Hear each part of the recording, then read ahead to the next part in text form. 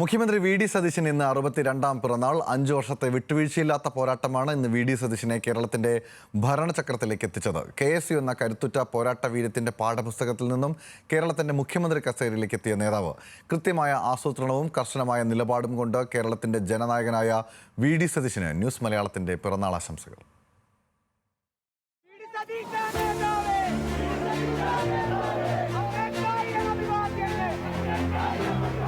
വടശ്ശേരി ദാമോദര മേനോൻ സതീശൻ എന്ന ഞാൻ.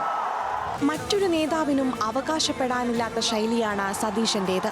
ഉറച്ച നിലപാട്, മൂർച്ചയുള്ള വാക്കുകൾ, സമുദായ നേതാക്കളുടെ വഴിവിട്ട ഇടപെടലുകളോട് വിട്ടുവീഴ്ച ചെയ്യാത്ത ആ ശൈലി അദ്ദേഹത്തിന് ശത്രുക്കളെയും ആരാധകരെയും ഒരുപോലെ നൽകി. തേവര SH കോളേജിലെ KSU നേതാവായി രാഷ്ട്രീയ രംഗത്തേക്ക് നടന്നു കയറി. തേവര സേക്രഡ് ഹാർട്ട് കോളേജിൽ ആർട്സ് ക്ലബ് സെക്രട്ടറി, MG സർവകലാശാല വൈസ് ചെയർമാനൊപ്പം NSU ദേശീയ നേതാവായി ഉയർന്നു. KPCC വൈസ് പ്രസിഡന്റ് സ്ഥാനമടക്കം നിരവധി ഉത്തരവാദിത്തങ്ങളിലൂടെ കടന്നുപോയി. KSUവിന്റെയും യൂത്ത് കോൺഗ്രസിന്റെയും പ്രധാന സ്ഥാനങ്ങൾ മാത്രമല്ല, KPCC പ്രസിഡന്റ് സ്ഥാനവും കപ്പിനും ചുണ്ടിനുമിടയിൽ നഷ്ടപ്പെട്ടു. 2011 ഉമ്മൻചാണ്ടി മന്ത്രിസഭയിൽ മന്ത്രിസ്ഥാനം ഉണ്ടാകുമെന്ന് പ്രതീക്ഷിച്ചുവെങ്കിലും അവിടെയും ഗ്രൂപ്പ് സമവാക്യത്തിനൊടുവിൽ തഴയപ്പെട്ടു. പ്രതീക്ഷിതമായി കൈവന്ന പ്രതിപക്ഷ നേതാവ് സ്ഥാനം VDS എന്ന കരുത്തുറ്റ നേതാവിനെ സൃഷ്ടിച്ചു.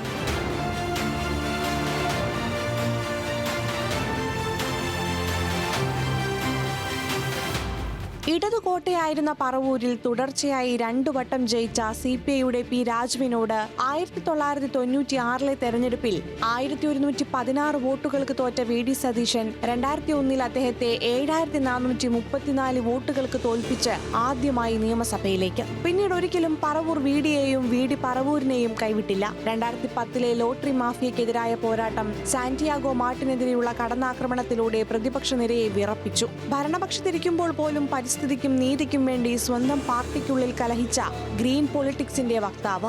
ഗാഡ്ഗിൽ റിപ്പോർട്ടിലും മെത്രാൻ കായൽ വിഷയത്തിലും സതീശനെടുത്ത നിലപാട് കോൺഗ്രസ് നേതാക്കളെ പോലും ചൊടിപ്പിച്ചു. 1964 മെയ് 31 എറണാകുളം ജില്ലയിലെ നെട്ടൂരിൽ ജനനം. വടശ്ശേരി ദാമോദര മേനോന്റെയും വിലാസിനി അമ്മയുടെയും മകൻ. സോഷ്യോളജിയിലും നിയമത്തിലും ബിരുദധാരി. പാർലമെന്ററി രാഷ്ട്രീയത്തിനു മുൻപ് ഹൈക്കോടതിയിൽ അഭിഭാഷകനായും പ്രാക്ടീസ് ചെയ്തു. പറവൂർ എന്ന തന്റെ കോട്ടയിൽ നിന്ന് തുടർച്ചയായ 6ാം തവണയും ലീഡ് ഉയർത്തി നിയമസഭയിലെത്തിയപ്പോൾ അതൊരു അജയ്യമായ യാത്രയായിരുന്നു. ഇത് സതീശൻ ശൈലിയുടെ കാലമാണ്.